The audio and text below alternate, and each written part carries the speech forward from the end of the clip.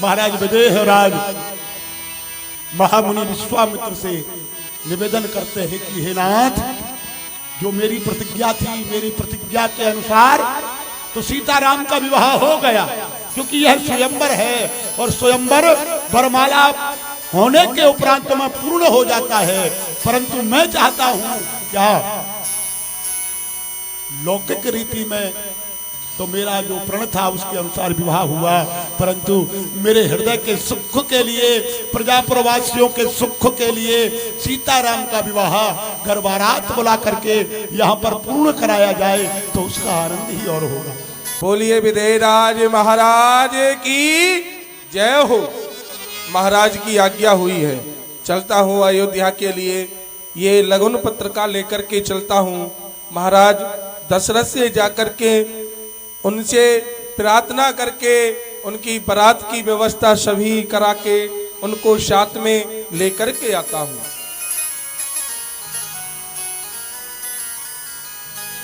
बोलिए नरेश धर्मात्मा महाराज दशरथ की जय हो।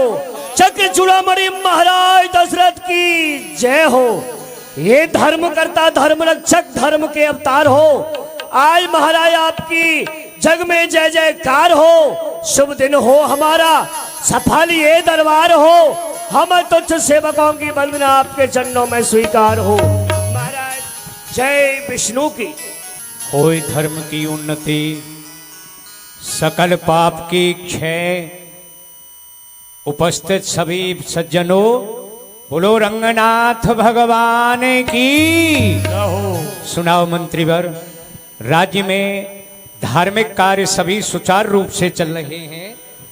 संत सेवा, अतिथि सेवा, गौ सेवा, विप्र सेवा आदि आदि सेवाएं सभी सुचारू रूप से चल रही हैं। प्रजा में किसी प्रकार का कोई भय तो नहीं।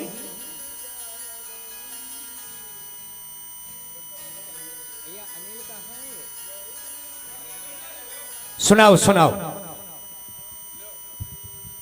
महाराज आपके राज में जो आपने अपने राज के लिए जो नियम बनाए थे कि जितने भी धर्म के कार्य हैं, यज्ञ, जप, तप, गौ सेवा, ब्राह्मण सेवा, संत सेवा, अतिथि सेवा, जितने भी धर्म के कार्य आपने बतलाए थे, सभी धर्म के कार्य सुचारू रूप से हो रहे हैं महाराज। किसी को कोई कष्ट नहीं है महाराज। आपकी कृपा से दूध फूद धमधाम से घर घर है आबादानी। सिंह और बकरी एक ही घाट पीते हैं पानी। महाराज मनुष्यों की बात छोड़ो, जानवरों में भी बैर होना चाहिए, वहां भी प्रेम है महाराज। आपकी जय जयकार हो रही है। ये सब प्रजा का ही पसीना का कर्तव्य है। राज्य हम जिसको कहते हैं, रयाया की वो थाती है। रयाया अपनी रक्षा को एक राजा बनाती है। प्रजा ही राज्य की रौनक, प्रजा ही राज्य की जड़ है, प्रजा ही राज्य की शोभा, प्रजा ही राज्य की जड़ है। 18 व्यक्तियों से राज्य की जो व्यवस्था है वो सुचारू रूप से चलती है। सुनो, 18 व्यक्ति हैं जिनसे है संबंध। राजाओं का इन्हीं पर रहता राज प्रबंध। 18 व्यक्ति, मंत्री, खजांची, सेनापति, वेतनदाता, व्यापार, सचिव, युवराज, पुरोहित, द्वारपाल, वन रक्षक, कारागार सचिव, न्यायी रसोइया, गुरु, वकील, राज आज्ञा का कहने वाला, दरोगा, वैद्य, महल वाली, ड्योढ़ी पर नित रहने वाला है। यही 18 राज्य अंग। इनका विचार रखे राजा, अधिकार इन्हें दे, इन पर भी पूरा अधिकार रखे राजा। ऐसा ना हो राजा स्वतंत्र हो जाए और वह प्रजा के साथ अन्याय करे। राजा का भी नियम है, रजनी में राजधानी देखे, दिन में सच्चा न्याय सर हो, आमद से ज्यादा खर्च ना हो, वेतन भुगतान समय पर हो। रात्रि में वेश बदल के नगर में देखना चाहिए कहां क्या हो रहा है। विशेषकर पाप के काम अंधकार में हुआ करते हैं। रजनी में राजधानी देखे, दिन में सच्चा न्याय सर हो, आमद से ज्यादा जितनी हमारी आमदनी है उसका उसके अंतर्गत खर्चा हो, आमदनी कम खर्चा विशेष, न वो राज्य चल सकता है न वो परिवार चल सकता है।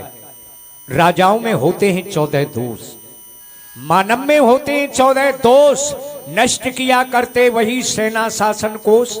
14 दोष क्या? अभिमान, झूठ, आलस्य, क्रोध, अज्ञान, अनीत, नास्तिकपन, इंद्रिय सुख, मूर्खों से विचार, हट धर्मी से मंत्रणा कथन, विद्वानों का अपमान और जनमत की अवहेलना करना। अंतिम 14वां भोग विलास मध्यादिक का सेवन करना। यदि इन 14 दोषों से बचता रहे नरेश, तो उसके राजत्व को माने सारा देश। उस राज्य की सीमा में विक्षेप हो नहीं सकता। वह राज्य दिन प्रतिदिन उन्नति की शिखर पर पहुंच जाता है। मंत्रीवर, जी महाराज। यूं तो जीव की कामना है कभी खत्म होने वाली नहीं है, सबसे ज्यादा है चिंता, जी कभी कम खत्म होने वाली नहीं। जब एक हुआ तो 10 होता, जीव की लालसा बढ़ी। जब एक हुआ तो 10 होते, 10 हुए तो 100 की इच्छा है। 100 पाकर भी संतोष नहीं, अब सहस्त्र हो तो अच्छा है। बस इसी तरह बढ़ते बढ़ते राजा के पद पर पहुंचा है, फिर भी संतोष नहीं होता। ऐसी ये डाहिन तृष्णा है। हाँ, आयु नष्ट हो जाती है, लेकिन तृष्णा का नाश कभी नहीं होता। ये दिन प्रतिदिन तृष्णा बढ़ती ही चली जाती है। सुनाओ, और कोई नवीन समाचार हो तो हमें अवगत कराना। अवश्य। जही लक्ष्य कर कपट नार बर भेषो, तेहि पुर के शोभा कहत सकुच ही सार विशेष। जिस नगर में स्वयं श्री मैं आपके लिए लक्ष्मी महारानी प्रसन्न रहो, प्रसन्न रहो। वेश बदल करके निवास करती हो, उस श्री राम के नगर की शोभा को किस तरह से वर्णन किया जाता है? भैया पहुंचे दूत रामपुर पावन, पहुंचे दूत रामपुर पावन, हर नगर बिलोक सुहावन, हर नगर बिलोक सुहावन। द्वार दिन खबर जनाई। भैया द्वारपाल, कहिए भद्रदेव। महाराज दशरथ इस समय हमको कहाँ मिलेंगे? महाराज इस समय दरबार में है। दरबार में हैं? तो जाओ, उनसे जाकर के कह दो कि जनकपुर से एक ब्राह्मण आए हैं, मिलना चाहते हैं। जो आ गया। महाराज की जय हो। कहो। महाराज, जनकपुर से एक ब्राह्मण देव पधारे हैं, वह आपसे मिलना चाहते हैं महाराज। शुभ आगमन है ब्राह्मण का, कोई शुभ समाचार सुनने को मिलेगा। आदर सहित उन्हें यहाँ लिवा कर लिया। दशरथ नृप सुन लिए बुलाए, चलिए। कर प्रणाम जिन पाते दीनी, मुदित महीप आप उठ लेनी। कर प्रणाम पाते दीनी, मुदित महीप आप उठ लेनी। बरलोचन बाचत पाती, पुलक गात भर आई छाती। राम राजा राम, राजा राम, राजा राम, राजा। पुनधर धीर पत्र का बाची, हर्षी सभा बात सुन साची। जानते हो, ये बेटा राम की लगन पत्र का है। महाराज जनक ने हमें बारात के सहित निमंत्रण दिया। लगन पत्र का लेकर के आए हैं हम। धन्य है, कितना सुंदर समाचार सुनने को मिला है। धन्य धन्य। आइए बैठिए ना। तब नृपदूत निकट बैठारे, मधुर मनोहर वचन उचारे। भैया कहूँ कुशल दो पारे, तुम्ही के निज नयन निहारे। भैया सुनाओ सुनाओ, मेरे दोनों बारों की कुशलात सुनाओ। मेरे दोनों बारे किशोर अवस्था वाले मेरे दोनों सकुमार बच्चे कुशल तो है ना? श्यामल गौर धरे धनु भाथा, भय किशोर कौशिक मुनि साथा। एक का सांवला वरण है, एक का गौर वरण है, जो धनुष्वान कांधे पर धारण किए हुए हैं, जो किशोर अवस्था वाले हैं। भैया सुनाओ, उनकी कुशलात सुनाओ। पहचाने हो तुम कहो स्वभाव, प्रेम विवश पुन पुन कहे राव। जिस दिन से मुनि विश्वामित्र जी मेरे दोनों पुत्रों को यहाँ से लेकर के गए, जादिन ते मुनि गए लवाई, तब ते आज साची शोध पाई। कहो विदेह कवन विधि जाने, सुन प्रिय वचन दूत मुस्काने। राम राजा राम। बोलो बोलो भैया, तुम लोगों ने मेरे सकुमार बच्चों को कैसे पहचाना? जिस दिन से मुनि विश्वामित्र जी अपनी यज्ञ की रक्षा हेतु तो यहाँ से मेरे पुत्रों को लिवा करके गए हैं, तब से लेकर के आज मैंने अपने पुत्रों की सांची सुध पाई है। भैया बतलाओ, विदेह महाराज ने मेरे पुत्रों को कैसे पहचाना? ये महाराज दशरथ के पुत्र हैं, कैसे उनको पहचान लिया? महाराज के हृदय में आनंद का उत्साह है? उत्साह सुनाओ। बार बार विप्रदेव से पूछते हैं, कहो भैया आपने मेरे कुमारों को पहचाना किस तरह? तो मुस्कुरा गए अपने ब्राह्मण नेत्रों देवता से देखा है ना? हाँ, हमने देखा है। और महाराज कहने लगे, धन्य है आपके लिए। सुनो महीपति मुकुट मणि, तुम सम धन्य न कोय, राम लखन जिन के तने विश्व विभूषण दो। धन्य है महाराज, आपके लिए बार बार धन्य है, जो कि आपने राम लक्ष्मण जैसे पुत्रों को पाया है। महाराज आपके लिए बार बार धन्य है। पूछन योग न तनय तुम्हारे, पुरुष सिंह तेहि पुर उजियार। हे महाराज, जो पूछने वाली बात होती है उसको पूछा जाता है। महाराज, जिसको अपने आंखों से देखा हो उस वस्तु को कभी पूछा नहीं जाता है। जिनके जस प्रताप के आगे, शस्य मलिन रवि शीतल लाग।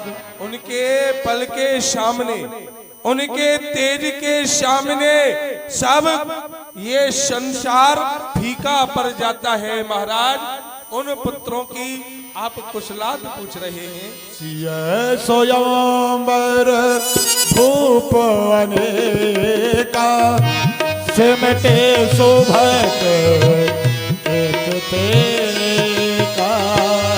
सिमटे भूप एक तेका।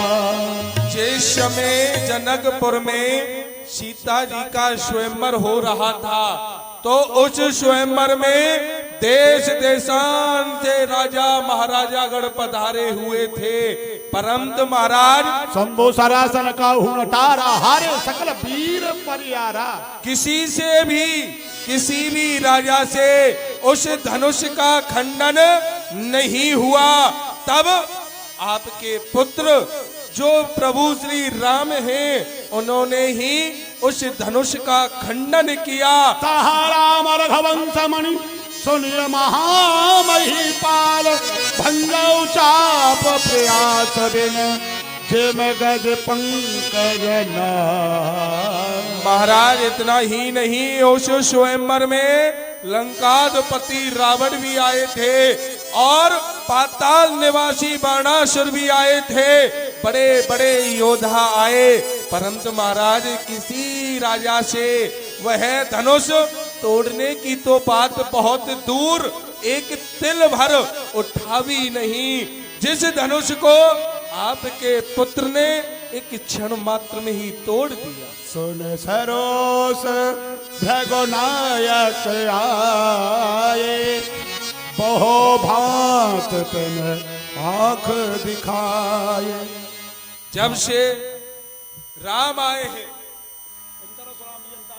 परशुराम जी आए थे, उन्होंने भी बहुत क्रोध दिखलाया था, परंतु जो तुम्हारे छोटे पुत्र है ना, देख राम बलो निज धनु दीना, कर बहु विनय गवन बन कीन्हा। और मुनि परशुराम जी ने अपना धनुष राम जी को दिया था प्रत्यंचा चढ़ाने के लिए।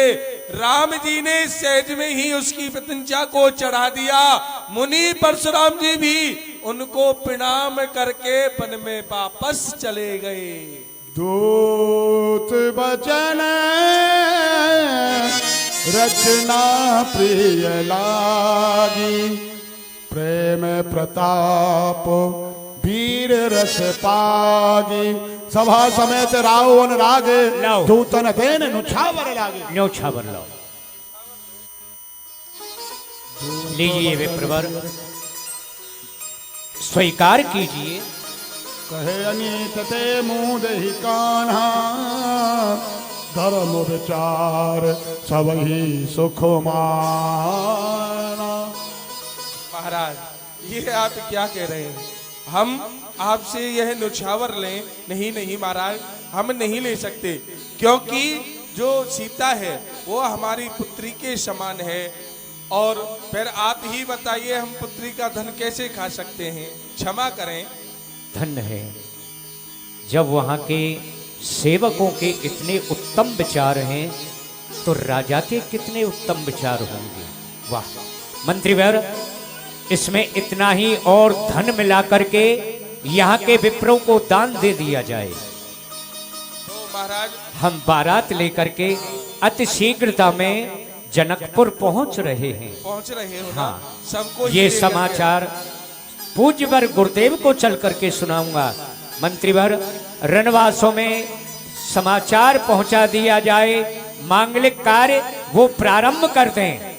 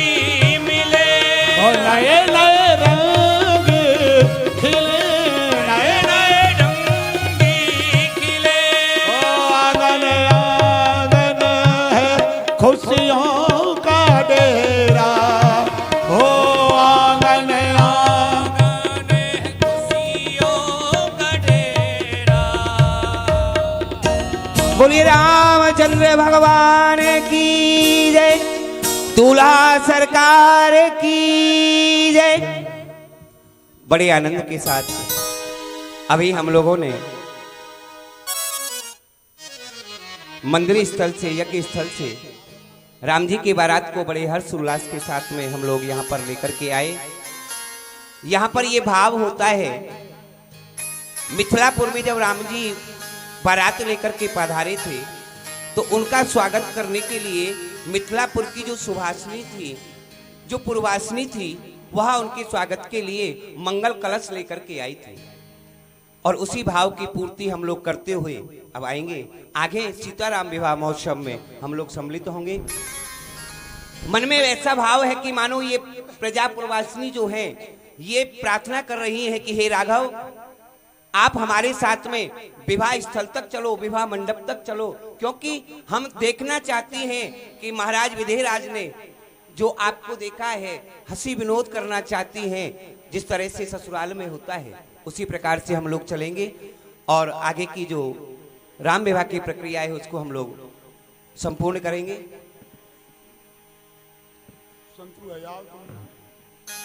गुरचक के कलसा लेके चलियो सुभाषिने रस पीती माती, करेली ने सोले हो सिंगार रस पीती माती।